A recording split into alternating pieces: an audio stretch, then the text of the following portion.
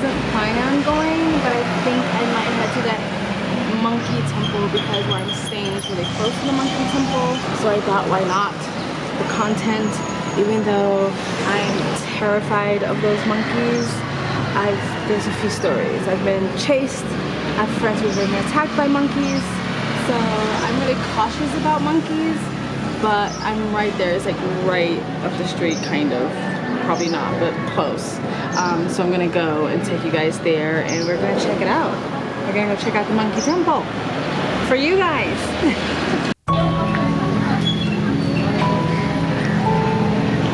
No thank you.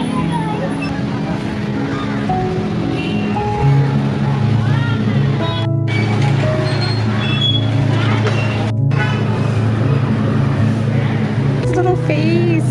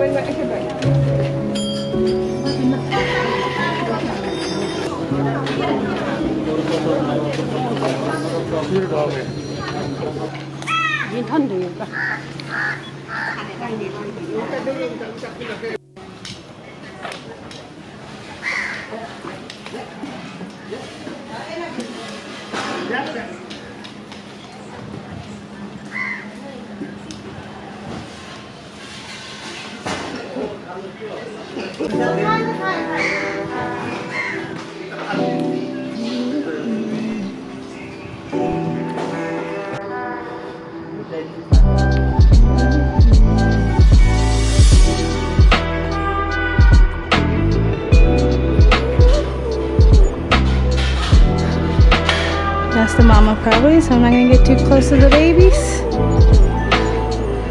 Remember, they're still wild animals. Just gonna film from a distance. No eye contact, just film.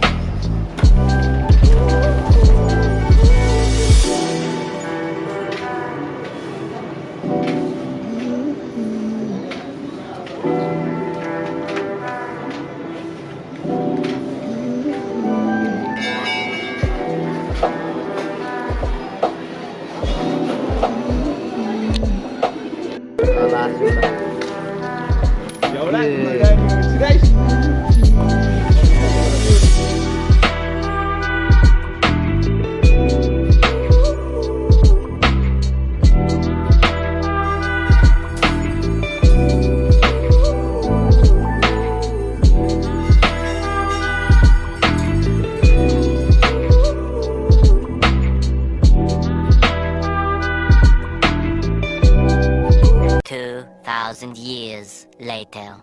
I think the monkey temple is definitely worth it. All the monkeys seemed pretty laid back. I did see a couple of monkeys snatch food out of people's hands. Don't bring food around monkeys. Like, come on. Like, we should all know this by now. Like, do not bring your snacks, your food, your fruit, even if it's like deep into your backpack. They will smell it and they will try to get at it. So just leave the food and the snacks at home.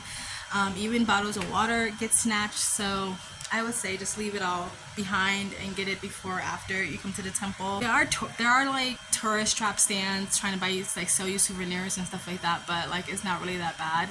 There was this one guy, he was carving elephants, and I wish I filmed it because what he was saying was actually pretty deep, I guess.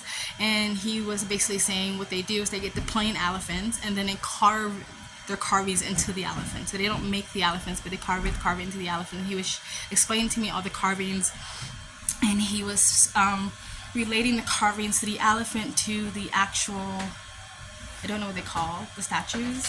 You have to forgive me, I don't really remember the name of the particular temple statues. I know there is an actual name for them, and I will put it on a screen here. But he was relating the carvings on the elephant to the temple, and he was saying how there's the two eyes, and then the symbol in the middle is supposed to represent the third eye, and that the third eye is your sixth sense, basically, or your intuition, right? So he was explaining how someone may be able to smile in your face, but your third eye will tell you that this person is not a good person or this person is a scammer. He was explaining karma and sort of the purpose of life. The purpose of life is to live a good life, because if you live a good life, you live a long life, and having a good life is also beneficial to the people around you, because when you're happy and you're living a good life, then you're most likely to project that happiness and be kind to other people around you. And when you're not living a good life, if you're sad or depressed or angry or bitter, then you're most likely to be introverted and kind of hold that in and not be kind to people around you. It's like when you're saying hi to people and smiling at people and giving people the time of day and making sure your neighbors feel like they're being seen, is when you yourself are in a better place, right? And when you're flipping off people in traffic is usually because you're not in a better place. So making sure you are also living a good life, and it doesn't mean materialism or anything like that or fame. It's just being a good person all around is beneficial to you, because it helps you have a long life, and it's beneficial to your community. So you have the two eyes, the third eye, and then you have the thing that's supposed to be kind of a nose, but it's supposed to be a question mark, or shaped like a question mark, because he said that meant that you're still learning, and growing and experiencing life. And so it's not all knowing, it's like you are learning.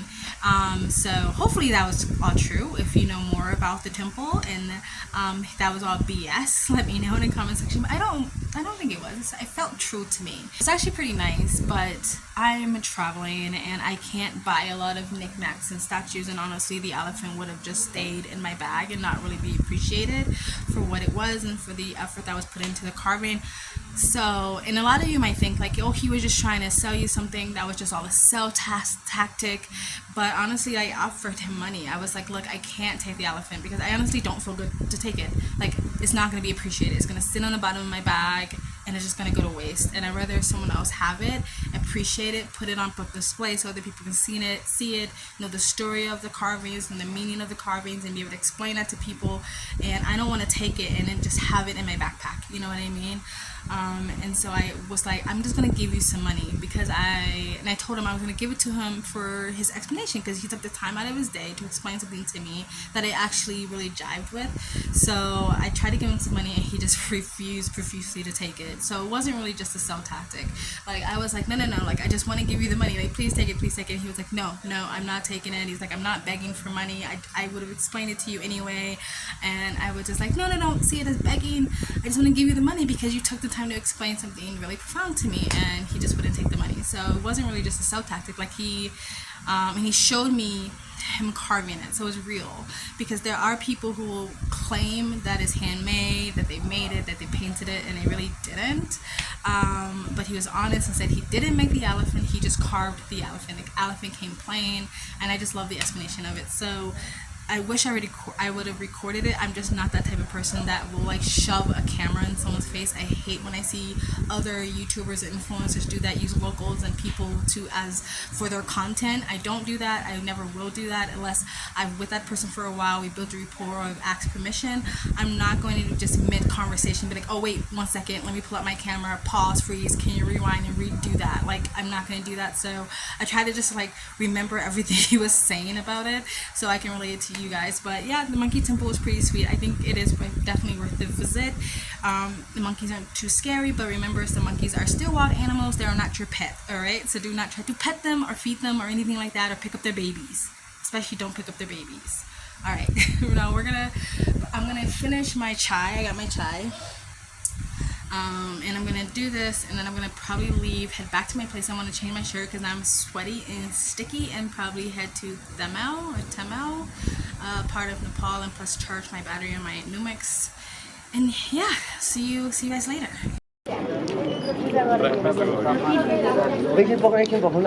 What's your names?